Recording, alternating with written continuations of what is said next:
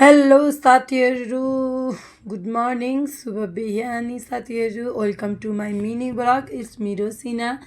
रोसिनाको किचनमा आज के बन्दैछ त साथीहरू? आज सोयाबिनबाट मैले सोयाबिन छोइला बनाउँदैछु साथीहरू है।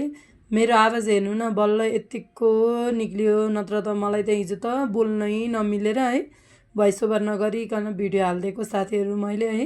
यस्तो कहिलेकाहीँ मलाई के हुन्छ कुन्नि है, यस्तो आवाजै आउँदैन के, गाह्रो हुन्छ है। अनि मैले चाहिँ बोजू र तातो पानी तताएर खाएँ होइन, अनि बेसार एक चम्चा खाएँ गरेर बल्ल बल्ल सन्चो भयो। अनि म चाहिँ यता लागेँ प्याज र खुर्सानी काट्नतर्फ। अनि मैले चाहिँ अघि सोयाबिनलाई भिजाएर राखेको थिएँ, अनि त्यसलाई चाहिँ निचारेर अनि मेरो फेभरेट कालो कराईमा तोरीको तेलमा तार्दैछु साथीहरू। अनि यत्तिको भएर अनि रातो रातो बनाएर अनि बाटोमा राखिदिएँ है। अनि यो चाहिँ तेल थोरै भएछ कि, अनि यता चाहिँ मैले छोप बनाउनको लागि राखेँ कालो तिल, टिमुर, जिरा अनि धनियाँ हालेर है।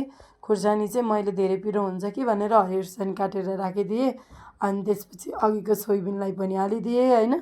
अनि त्यसपछि लागेँ म यता टमाटर पोल्नतर्फ, अनि अघि काटेको प्याज र खुर्सानीलाई हालिदिएँ। अनि त्यसपछि तिलको छोपको लागि मैले चाहिँ ओखालीमा थिचेर धुलो बनाउँदैछु साथीहरू होइन।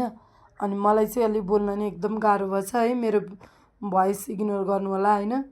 अब के गर्नु साथीहरू, के हो घरिघरि यस्तो समस्या आइरहन्छ मलाई है। एकचोटि हस्पिटल जानुपर्ने छ।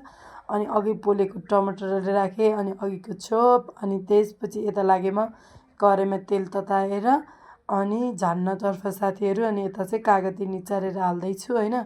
अनि कागतीमा रस खासै रहेनछ कि यसमा। अनि त्यसपछि 5 फुरनलाई हालिदिएँ। अनि हल्का रातो रातो भइसकेपछि बेसारलाई हालेर अनि ज्वाइँ पारेर जाने साथीहरू। अनि मैले चाहिँ यता चम्चाले चलाउनु थालेँ होइन, चम्चाले चलाएर त नहुँदो रहेछ। अनि फेरि टमाटर है, हातले मोले जस्तो त कहाँ हुने साथीहरू। अनि मैले चाहिँ म्याचुक मुचुक पारेर मिच्दैछु साथीहरू, मोलमाल घोलगाल पारेर होइन। अनि मेरो सोयाबिन छोइला रेडी भयो साथीहरू। सोयाबिन अचार या सोयाबिन छोइला जे भनिने हुन्छ साथीहरू होइन। मैले चाहिँ यसलाई सोयाबिनको अचार है। अनि यता चाहिँ मेरो कालो दाल लप्क परेर पाक्यो होइन। अनि त्यसपछि म चाहिँ एकदम चलाएर है, कस्तो खाउँ लाग्दो भयो कि मलाई, एकदम पल्किएँ कि कालो दालमा। अनि मेरो नानीलाई खानासाना खुवाएर ड्रेस लाएर स्कुल पठाउनको लागि गाडी कुर्दैछु। अनि गाडी पनि आयो। अनि त्यसपछि खुसी हुँदै जान्छन् कि स्कुल जाने बेलामा, यति खुसी हुन्छन् है। अनि गाडीमा बस्ने बित्तिकै बाई भन्छन् होइन। अनि यहाँ फेरि बाबु आउन ढिलो भएर अनि आएर अनि म चाहिँ खाना खान थालेँ साथीहरू। यस्तो मिठो भएको है, मलाई त एकदम मिठो लाग्यो। अनि मैले चाहिँ दाल अनि त्यसपछि सोयाबिन छोइला भात पकाएर गएको थिएँ होइन। मम्मीले चाहिँ फेरि अन्डा पनि अम्लेट बनाउनु भएछ है। अनि म त्यो मजाले खान थालेँ साथीहरू है।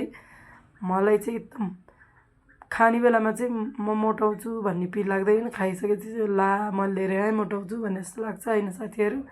के गर्ने, यस्तै छ होइन।